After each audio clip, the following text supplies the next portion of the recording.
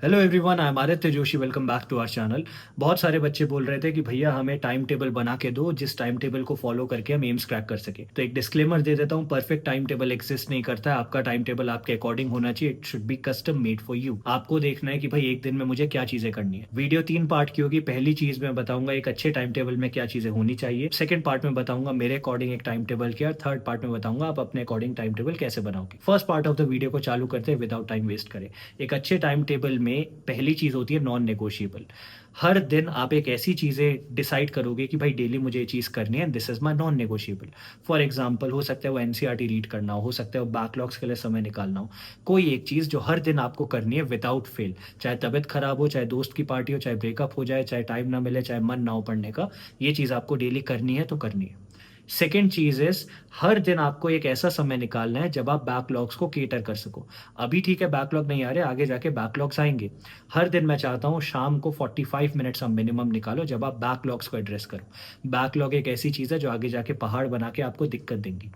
Third चीज, prioritise. इसका मतलब आपका टाइम टेबल ऐसा होना चाहिए जहाँ पे जो हाई प्रायोरिटी वाले टास्क है वो दिन की शुरुआत में हो या फिर उस समय पे हो जब आप सबसे ज़्यादा अटेंटिव होते हो। और वो टास्क जिनमें आपको उतनी ज़्यादा प्रायोरिटी नहीं है, जो गुड टू गो वाले हैं, वो आप लास्ट में करो। इसका मतलब नॉन नेगोशिएबल सबसे पहले दिन में ख़त्म करने। And last part is customisation, जो वीडियो के लास्ट में भी हम डिस्कस करेंगे जब मैं आपको बताऊंगा आपको टाइम टेबल कैसे बनाना है। एक आइडियल टाइम टेबल ये नहीं कहता कि आपको जल्दी उठना है लेट सोना है। That is according to you. आपकी रिदम है, आपकी बॉडी, आपको समझ आता है मैं रात को पढ़ पाता हूँ या सुबह पढ़ पाता हूँ। ये सारी कुछ चीज़ें हैं जो एक टाइम टेबल में होनी चाहिए। इसके अलावा मैं सजेस्ट करूँगा टाइम निकालो प्रॉपर खाने के लिए। टाइम निकालो वेलनेस के लिए, चाहे वो वॉक हो, चाहे वो जिम हो, चाहे वो फिटनेस हो। ये सब चीज़ों के लिए समय निकालो। एक अच्छा टाइम टेबल ऐसा होना चाहिए जहाँ पे दो टास्क के बीच में बफर हो।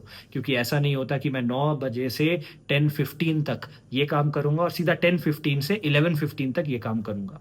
हो सकता है कोई काम थोड़ा सा आगे पीछे हो जाए, तो दो टास्क के बीच में अगर बफर नहीं है तो आगे वाला टास्क इफेक्टेड हो जाएगा। ये चीज़ याद रखो।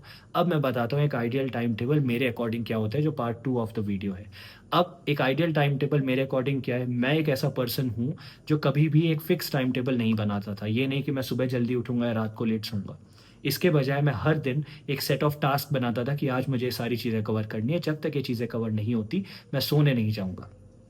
समझ आ गया? तो आज सोने से पहले मैं एक लिस्ट बनाऊंगा कि कल मुझे ये सारी चीज़ें करनी है। हमारे मेंटोरशिप में जो बच्चे हैं, आपको भी आपके जो एम्स के मेंटोर्स है, हर एक बच्चे को एक एम्स का मेंटोर मिला है। तो वो आपको जब टास्क देता है तो वो भी एक दिन पहले देता है, राइट? ताकि आपको पता रहे कल मुझे क्या करना है। उसी तरीके से मैं अपने टास्क डिसाइड करता था। अब कल मुझे पता है मुझे 10 चीज़ें करनी है तो मैं टास्क स्पेसिफाई कर देता था। वेग टास्क नहीं रखता। मुझे ये नहीं करना कि मैं एनसीईआरटी पढ़ूंगा बायो की। अगर बायो की एनसीईआरटी पढ़ रहा हूँ तो भाई कौन सा चैप्टर पढ़ रहा हूँ, उस चैप्टर के साथ क्वेश्चन प्रैक्टिस भी कर रहा हूँ कि खाली चैप्टर पढ़ रहा हूँ। चैप्टर कवर करने का मतलब क्या है, किस इंटेंसिटी से पढ़ना है, कब पढ़ना है। एक लॉ होता है जो ये कहता है कि अगर टाइम बाउंड एक्शन नहीं है तो वो काम कंप्लीट करने में आपको पूरा दिन लग जाएगा। समझ आ रहा है? तो टाइम बाउंड एक्शन अपने लिए प्लेस करता था। दूसरी चीज़, जब मुझे पता चल गया मुझे क्या करना है, मैं उनको डिवाइड करता था नॉन नेगोशिएबल में कि कल मुझे एनसीईआरटी करनी ही करनी है। मोस्टली मैं सुबह जल्दी उठता था। सुबह जल्दी उठ के पहले मैं नॉन नेगोशिएबल काम कंप्लीट कर लेता था, प्रेफरेबली बिफोर 9 AM। 9 AM से पहले मैंने वो सारे काम कर लिए जो मेरे लिए बहुत एसेंशियल है, नॉन नेगोशिएबल है। जैसे एनसीईआरटी पढ़ना या फिर कोई क्वेश्चन प्रैक्टिस करना या वीक एरियाज को केटर करना। इससे क्या हो गया, 9 AM के बाद मेरे पास पूरा दिन है बाकी सारी चीज़ें करने के लिए। अब मैं क्या करता था, मैं ट्राई करता था 9 AM को मैं ब्रेकफास्ट करूँ। अब ब्रेकफास्ट से लंच के बीच में मैं क्वेश्चन प्रैक्टिस करने का ट्राई करता था, स्पीड सॉल्विंग देखने का ट्राई करता था। क्योंकि ये वो समय है जब मुझे लगता था पर्सनली कि मैं थ्योरी उतना अंडरस्टैंड नहीं कर पाऊंगा। इट इज़ बेटर कि मैं क्वेश्चन प्रैक्टिस या मैकेनिकल काम करूँ। लंच करने के बाद मैं थोड़ा सा रेस्ट करके ट्राई करता था वर्कआउट करूँ, एट होम वर्कआउट भी चलेंगे। और उसके बाद मैं फाइनली थ्योरी पे ध्यान दूँ। अब थ्योरी में वीक एरियाज हो गए, एनालिसिस नोटबुक हो गई, वो सारी चीज़ें हो गई। Once that is done, dinner से पहले मैं ट्राई करता था मैं अगेन वो चीज़ें करूं जो मेरे स्पेसिफिक वीक है।